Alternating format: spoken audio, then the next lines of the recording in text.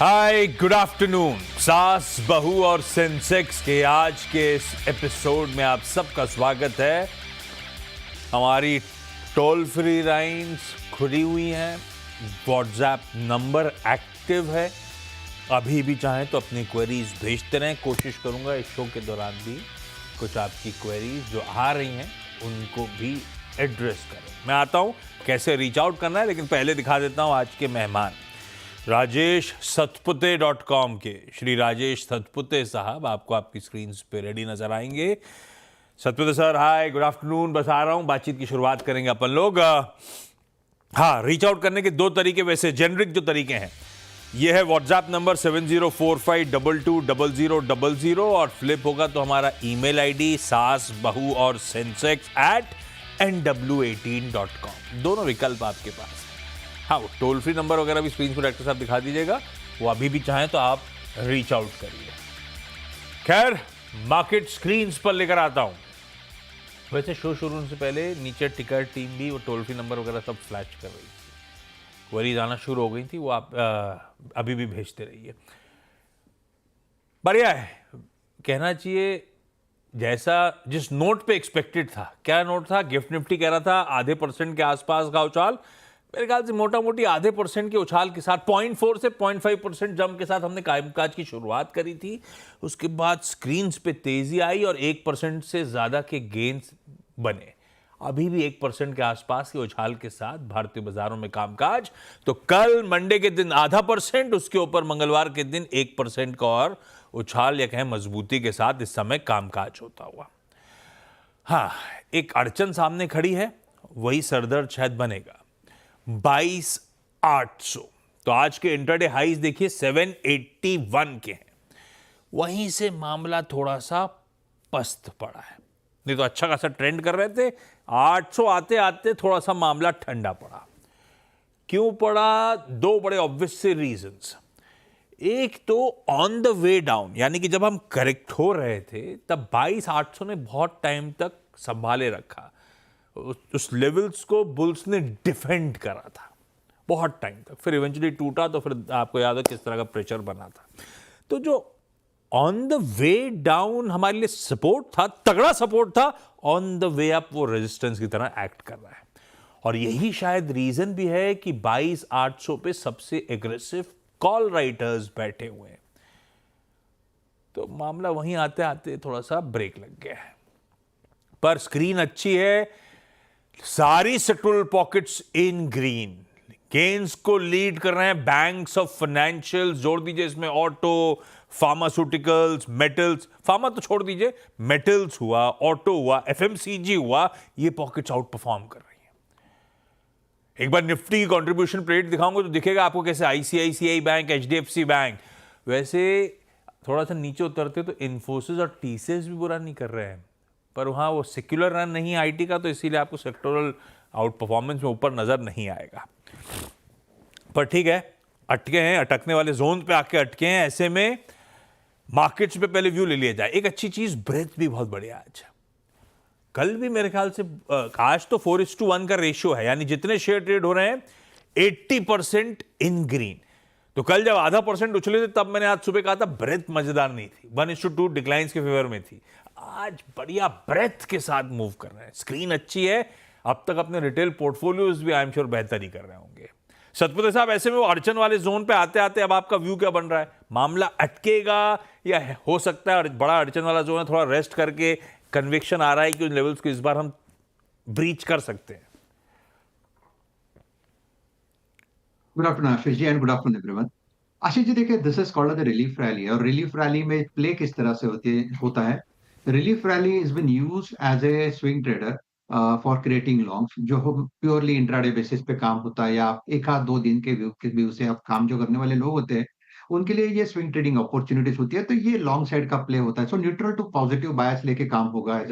उनके लिए एक अपॉर्चुनिटी होती है जहां उनको अपना भाव मिले, एक बार के लिए एग्जिट करना है, क्योंकि ये जो बाजार है ये बेयर ग्रिप में है। तो relief rally is always, you can say, एक परमिशन होता है बेयर्स की तरफ से कि वो अपना जो ग्रिप है थोड़ा सा लूजन अप करते हैं, तो फिर मुझे लगता है यहाँ पे एग्जिट अपॉर्चुनिटी मिलनी शुरू होती है। तो आज का भी अगर आप देखें तो निफ्टी में 22,600 के हिसाब से मुझे लगता है कि एक बेस बनेगा जहां पे 10-20 डीएमए का क्लस्टर आता है।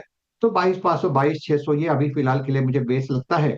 और सामने जैसे आपने बिल्कुल सही कहा 22,800 ये इसका पहला पड़ा होगा, लेकिन लगता है कि 23,000 तक की जगह खुली है। तो ये 500 पॉइंट रहेगा निफ्टी के लिए, जहां पे मुझे लगता है ये रिलीफ रैली प्ले होगी। तो यहाँ पे जैसे जैसे ओवरसोल्ड होते हैं काउंटर, वैसे वैसे आप मोमेंटम देखेंगे, कहीं 5%, कहीं 6%।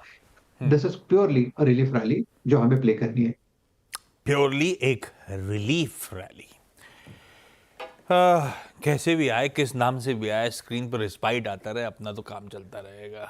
दिक्कतों से उभरे बस भारतीय बाजार, लंबा समय हो गया यार। खैर, सवाल जवाब के सिलसिले की शुरुआत कर रहा हूं, जो लाइव हैं पहले उनके पास चलता हूं, उसके बाद आप लोग ने जो अभी क्वेरीज भेजी हैं उसको भी एड्रेस करेंगे। दो लोग जुड़े हैं, एक कोशिश चल रही है लिंक स्टैब्लिश करने की, हो गया तो ठीक, नहीं तो आगे बढ़ेंगे। मुंबई और लखनऊ जाना है। मुंबई से पहले प्रियंका जी स्क्रीन पे। प्रियंका मैम, मुंबई में कहां से? मलाड में रहती हूँ सर। अरे वाह। और प्रियंका मैम कब से स्टॉक मार्केट में हो? 2019 से सर। 2019। और कैसा रहा ये सफर वफर, कैसा चल रहा है स्टॉक मार्केट में पोर्टफोलियो आपका? अच्छा है सर। अच्छा है। ओके प्रियंका मैम, पहला सवाल। सर मेरे पास भारत इलेक्ट्रॉनिक्स लिमिटेड के 562 शेयर है 121 प्राइस पे। क्या पूछूं? और बाय करने और क्या सेल करना है?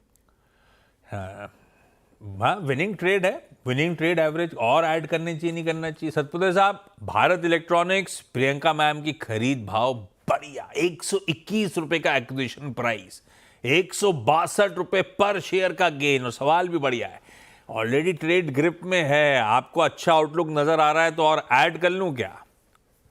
आशीष जी, मुझे लगता है कि फिलहाल तो आप ऐड मत करिए, क्योंकि ये बाजार जैसे मैंने कहा ये रिलीफ रैली वाला मार्केट है।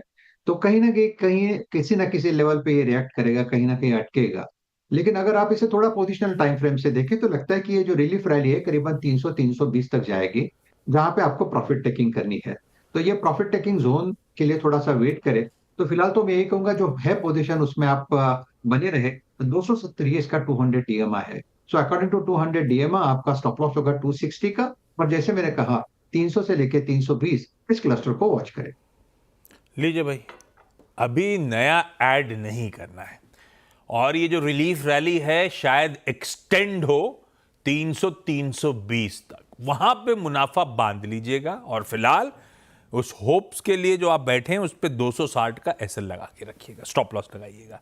लखनऊ से ज्योति प्रकाश मैम जुड़ती हुई। ज्योति मैम, गुड आफ्टरनून। ज्योति मैम, ज्योति मैम, आपको कितना टाइम हो गया स्टॉक मार्केट में? 3 years। और कैसे स्टॉक डिसाइड कर रहे हो? कोई मदद कर रहा है, खुद ही चुन रहे हो, कैसे होता है? हस्बैंड है साथ में। ठीक बात। ज्योति मैम, पहला सवाल। मेरा ये सवाल है कि बैंक ऑफ इंडिया के शेयर्स 1000 शेयर्स हमने 105 पे परचेज किए, होल्ड करना है या फिर निकल जाए? और ये पीछे इतनी सारी ट्रॉफीज और सर्टिफिकेट किसको मिले हुए हैं ज्योति मैम? मुझे।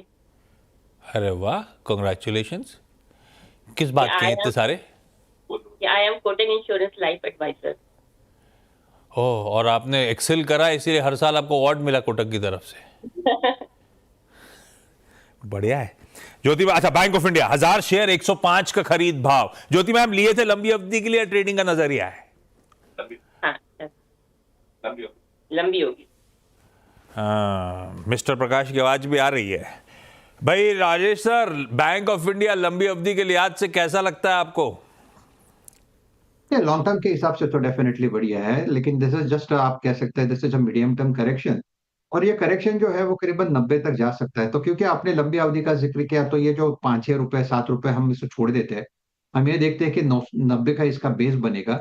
और अगर यहाँ से चलता है तो क्या, तो देखिए यहाँ से अगर ये चलता है, जो चार्ट दिखता है वो इसका मुझे लगता है करीबन 115 120 का एक पहला रेजिस्टेंस बार होगा। अगर वो रेजिस्टेंस जोन क्लियर हो जाता है, उसके बाद आप देखोगे 140 145 तक की जगह बनेगी, लेकिन उसके लिए 1 साल का वक्त लगेगा। तो फॉर द टाइम बिंग आप डेफिनेटली आप बने रहे, और आपका व्यू भी बड़ा है। I don't think that you need a stop loss. 90 का सपोर्ट ध्यान में रखें। अच्छा, मैं लौटता हूं आप लोगों के पास। पुणे से चानी जैन जुड़ती हुई फोन पे। चानी मैम, हाय, गुड आफ्टरनून। चानी मैम, पुणे में कहां से कॉल कर रहे हो? Sir walker. वाकड़ तो दूर हो गया सतपुत साहब, आपके घर से तो दूर हो गया वाकड़, है ना? वाकड़ आशीष जी के यहाँ से बहुत नजदीक है, मेरे यहाँ से थोड़ा दूर है।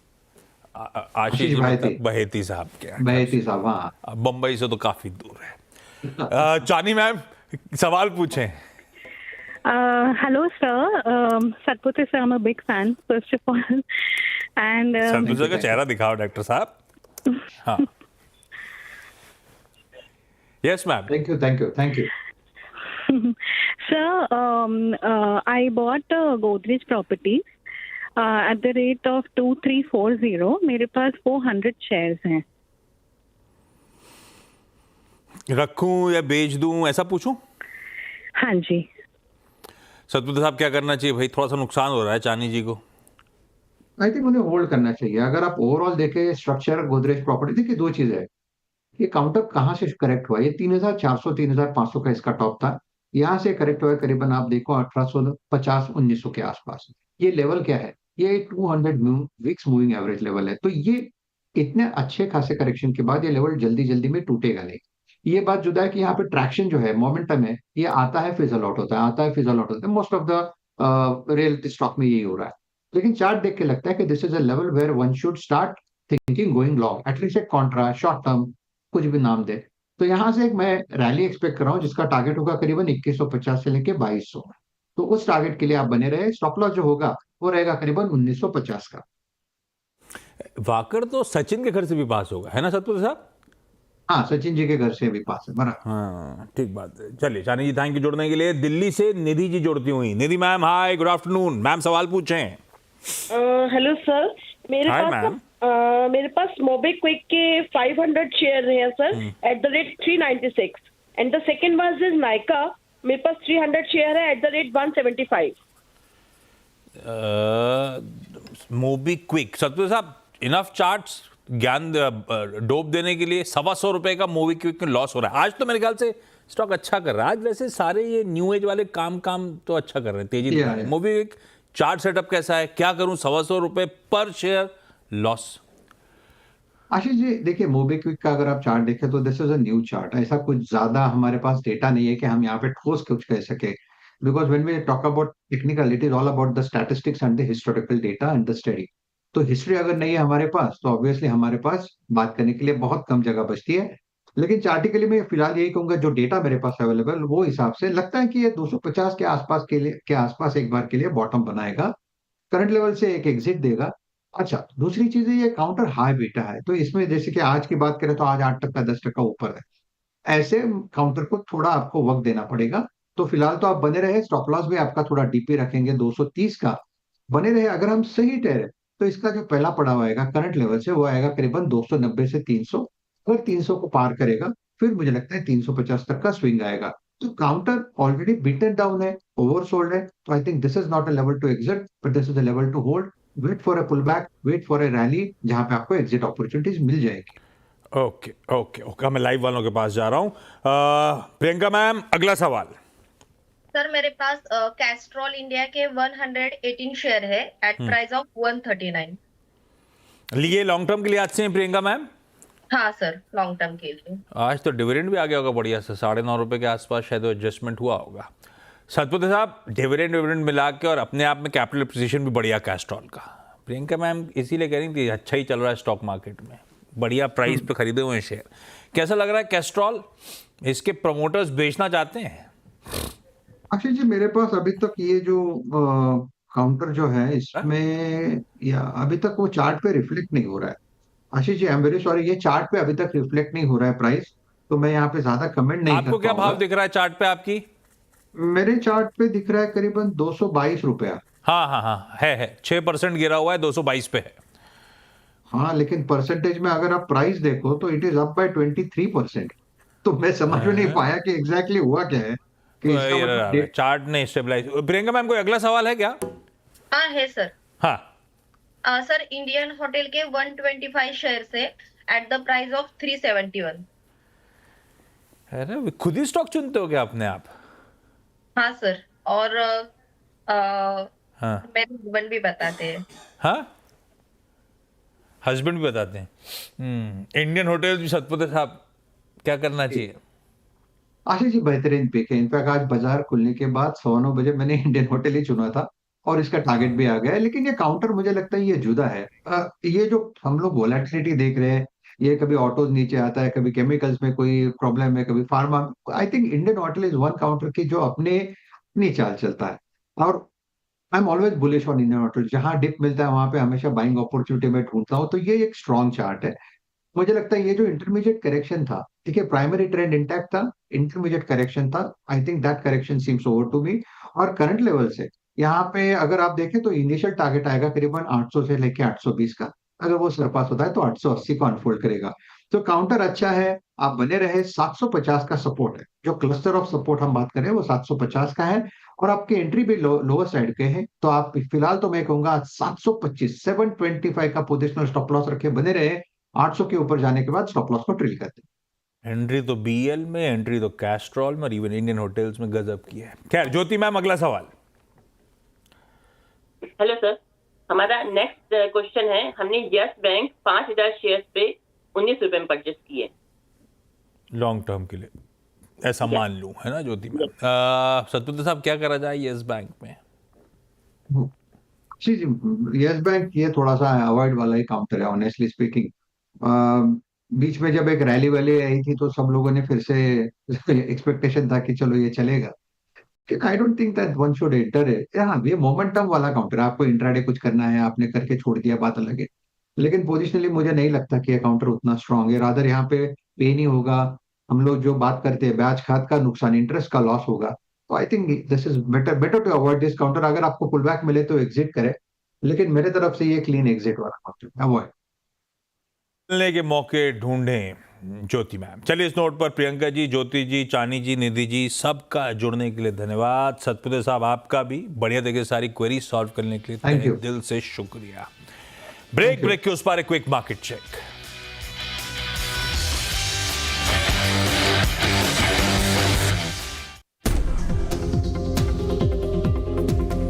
ये इंडसइंड बैंक का जो एक्सीडेंट है, ये एक्चुअली बैंक निफ्टी के फेवर में काम कर सकता है, क्योंकि जो गिरेगा उसका वेट बहुत कम है, लेकिन वहाँ से जो पैसा निकलेगा उनके वेट बहुत ज़्यादा है। और पैसा निकलकर कोटक, HDFC बैंक और ICICI बैंक, अगर इन 3 बैंकों में जाएगा इंडसइंड बैंक से निकलकर, तो वो इवेंचुअली जो हायर वेटेड स्टॉक्स हैं, अब अगर ये चलने शुरू हो गए और अगर FI की सेलिंग थोड़ी सी रिड्यूस हो गई तो ये बैंक निफ्टी के लिए बड़ा पॉजिटिव होगा। और एक चीज़ हमने कही थी कि इंडसइंड बैंक का एक्सीडेंट एक्चुअली बैंक निफ्टी के लिए पॉजिटिव होगा। और वहाँ से आप देखिए बैंक निफ्टी रुका नहीं है, तब से 47 आई थिंक 800 के करीब का लेवल था। बैंक निफ्टी पर इस चैनल पर व्यू भी यही लिया गया है कि पोजिशनली अब इस बैंक निफ्टी में आप लॉन्ग रहिए, क्योंकि ये एक क्लियर कट साइंस दिखा रहा है जिस तरीके के मूव्स रहे हैं उसमें।